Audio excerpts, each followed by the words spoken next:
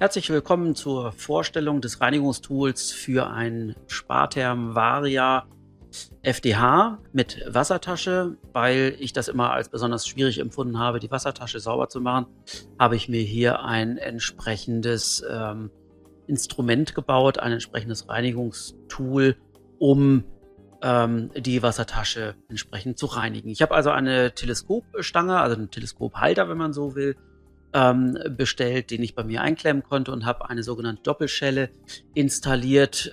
Die habe ich jeweils mit 2 Rohrschellen auf der Höhe her noch fixiert und habe dort eine entsprechende Aluminiumstange eingebaut, sodass das Ganze insgesamt sehr flexibel ist. Also die Stange kann weiter rein und rausgezogen werden, man kann sie drehen, und durch die Doppelschelle kann man auch entsprechend diese Pumpbewegung bzw. die Reinigungsbewegung durchführen. Am Ende dieser Aluminiumstange habe ich dann die eigentliche Reinigungsapparatur gebaut. Das heißt, da sind sogenannte Gewindemuffen auf der 12er Gewindestange verbaut, und oben ist zum Beispiel diese Reinigungsbürste noch drin, die quadratische. Ich glaube, die hat 40 mal 60 Millimeter, passt also genau in diese Wassertaschen rein.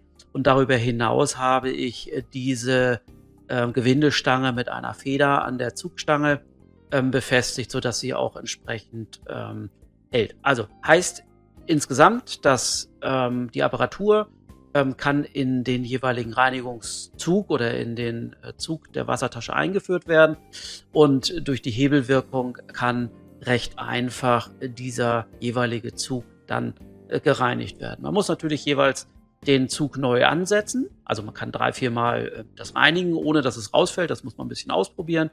Dann muss man jeweils den neuen Zug ansetzen und kann das Ganze dann mehrfach wiederholen. Man muss also bei der Reinigung der eigentlichen Wassertasche, der eigentlichen Züge, nicht mehr in den Brennraum mit einer kurzen Drahtbürste sozusagen rein. Muss man natürlich für den übrigen Brennraum dennoch. Aber am Ende des Tages geht das damit deutlich einfacher. Im Anschluss an die bewegten Bilder habe ich nochmal ein paar Detailaufnahmen dargestellt. Ich hoffe, jeder, der so eine Wassertasche zu reinigen hat, kann hiermit was anfangen.